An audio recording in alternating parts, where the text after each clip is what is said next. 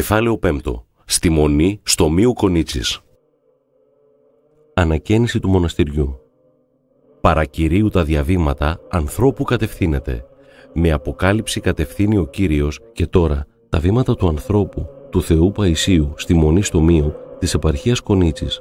Διψούσε για ερημική ζωή και προετοιμαζόταν για την έρημο, αλλά με εντολή της Παναγίας βρέθηκε σε μοναστήρι του κόσμου. Άρχισε την ανακαίνιση του καμένου μοναστηριού χωρίς να έχει τα απαραίτητα χρήματα και υλικά.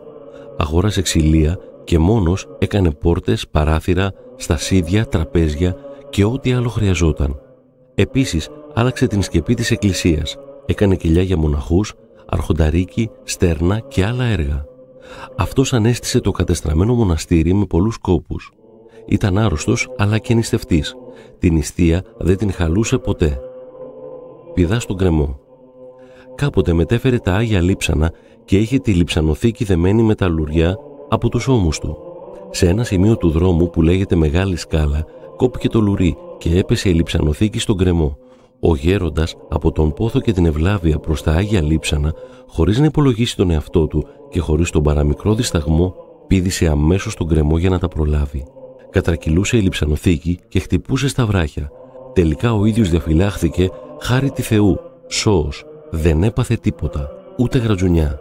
Η λειψανοθήκη με τα Άγια Λείψανα έμειναν επίσης άθικτα, ενώ ο μονταλικός κορβανάς που ήταν προσαρμοσμένος στη λειψανοθήκη είχε κατατσαλακωθεί από τα χτυπήματα.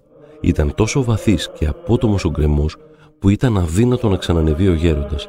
Για να βγει στο μονοπάτι βάδιζε πολλή ώρα μέσα στο ποτάμι. Κόπη, ασκήσεις και ησυχία. Νήστευε αυστηρά και δουλαγωγούσε με κάθε τρόπο το έθραυστο σώμα του, παρότι έκανε θεραπεία με ενέσεις.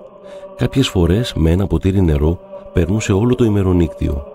Αν και καλλιεργούσε στον κήπο του μοναστηριού κυπευτικά πολλών ειδών, η συνηθισμένη τροφή του ήταν τσάι με παξιμάδι ή καρύδια κοπανισμένα. Αναφέρει η κυρία Πινελόπη Μπαρμπούτη. Στον κήπο πήγαινε ξυπόλυτος και το βράδυ καθάριζε τα αγκάθια από τα πόδια του. Ένα παξιμάδι έτρωγε το πρωί και ένα το βράδυ. Άλλοτε έπινε σκέτο τσάι. Δούλευε πάρα πολύ. Δεν κοιμόταν σχεδόν καθόλου. Προσπαθούσε να μην χαλάσει το χατήρι κανενός και ήθελε όλους να τους αναπαύει. Ποτέ δεν έλεγε όχι. Τα χέρια του είχαν κάνει ρόζους από τις πολλές μετάνοιες. Τα πόδια του ήταν μόνο κόκαλα. Είχε πολλά προβλήματα με την υγεία του. Την ημέρα εργαζόταν σκληρά και τη νύχτα αγρυπνούσε. Μόνος του διάβαζε όλες τις ακολουθίες, όπως είχε μάθει στο Άγιον Όρος. Παρόλο που το μοναστήρι ήταν σε έρημο και ήσυχο μέρος, ο γέροντας αποσυρώταν ενίοτε σε μια σπηλιά. Πήγαινε τις νύχτες και έκανε αγρυπνίες με το κομποσχήνι και αναρρύθμιτες μετάνοιες. Ήταν όμως ανήλια και έσταζε νερό. Προστάτης πτωχών και ορφανών. Εκτός από τα κτισίματα, μεριμνούσε συγχρόνως και για όσους είχαν ανάγκη. Και αυτοί ήταν πολλοί. Στα χωριά της Κόνιτσας υπήρχε τότε μεγάλη φτώχεια, εγκατάλειψη, δυστυχία. Ο γέροντας συγκέντρωνε ρούχα, χρήματα, τρόφιμα και φάρμακα. Τα έκανε δέματα και τα έστελνε σε ανθρώπους που στερούνταν. Στο έργο της φιλανθρωπίας είχε ως βοηθούς ευλαβείς γυναίκες. Όσες είχαν τη διάθεση, τις έστελνε να υπηρετούν άτομα ανήμπορα, κυρίως γεροντάκια, που δεν είχαν κανένα συγγενή κοντά τους. Είχε πάρει άδεια από την αστυνομία και σε κάθε γειτονιά της Κόνιτσας είχε αφήσει από ένα κουμπαρά και όρισε και έναν υπεύθυνο. Υπήρχε και ένας επιπλέον κουμπαράς έξω από το αστυνομικό τμήμα. Έκανε επιτροπή, η οποία διαχειριζόταν τα χρήματα και πρόσφεραν ανάλογα με τις ανάγκες. Ενδιαφέρθηκε για φτωχά και ορφανά παιδιά να συνεχίσουν τις σπουδές τους. Τα παρέπεμπε στα κατάλληλα πρόσωπα, αλλά τα βοηθούσε και ο ίδιος οικονομικά όσο μπορούσε. Πολλοί από αυτούς είναι σήμερα επιστήμονες και ευγνωμονούν το γέροντα. Έδινε τα κτήματα της Μονής σε φτωχές οικογένειες να τα καλλιεργούν. Ενίκιο δεν ζητούσε. Τους έλεγε αν έχουν καλή σοδιά να προσφέρουν στο μοναστήρι ό,τι ήθελαν.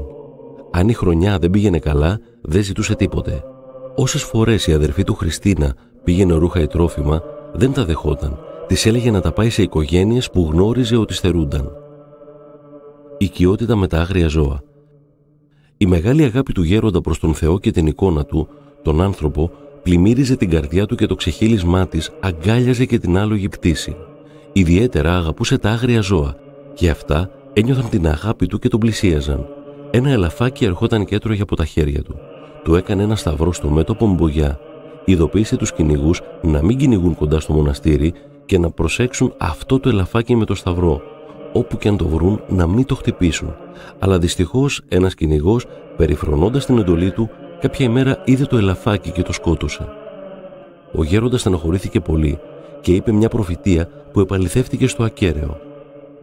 Δεν αναφέρεται γιατί το πρόσωπο αυτό ζει μέχρι σήμερα. Στο δάσος, γύρω από το μοναστήρι, ζουν αρκούδες. Μια συνάντησε ο γέροντας σε στενό μονοπάτι, ενώ ανέβαινε στο μοναστήρι με ένα γαϊδουράκι φορτωμένο. Η αρκούδα μαζεύτηκε στην άκρη για να περάσει ο γέροντας. Αυτός πάλι της έκανε νόημα με το χέρι να περάσει πρώτη. Και αυτή, διηγείτο χαριτολογώντας, άπλωσε το πόδι της και μου πιάσε το χέρι για να περάσω εγώ. Της είπε: «Αύριο να μην εμφανιστείς εδώ κάτω, γιατί περιμένω κόσμο. Αλλιώς θα σε πιάσω από τα αυτή και θα σε δέσω μέσα στο παχνί». Έλεγε ότι η αρκούδα έχει έναν εγωισμό. Όταν βρεθεί σε κίνδυνο, δείχνει ότι δεν φοβάται, αλλά μετά φεύγει τρέχοντας. Μια αρκούδα ερχόταν συχνά. Είχε εξοικειωθεί μαζί του και ο γέροντας την τάισε. Τις ημέρες που ερχόταν κόσμο στο μοναστήρι, ο γέροντας την προειδοποιούσε να μην εμφανίζεται και προκαλεί έτσι φόβο στους ανθρώπους. Η αρκούδα μερικές φορές παρέβαινε την εντολή του γέροντα, εμφανιζόταν απροσδόκητα και όσοι την έβλεπαν τρόμαζαν. Πολλοί την είχαν δει, μεταξύ αυτών και η Κέτη πατέρα. Όπως διηγήθηκε, ανέβαινα μια νύχτα στο μοναστήρι με φακό για να προλάβω τη θεία λειτουργία. Άκουσα έναν θόρυβο, έριξα το φως και είδα ένα ζώο κάτι σαν σκυλί μεγάλο. Με ακολούθησε και όταν έφτασα, ρώτησα τον γέροντα αν το σκυλί είναι του μοναστηριού. Απάντησε: «Σκυλί είναι αυτό? Για κοίταξε καλά, αρκούδα είναι». Όταν είδε ότι τελείωσε η αποστολή του στην έρημο του κόσμου και αφού ξεπλήρωσε το τάμα προς την Παναγία, άφησε οριστικά το στόμιο στις 30 Σεπτεμβρίου 1962 και αναχώρησε για το θεοβάδιστο Όρο Σινά.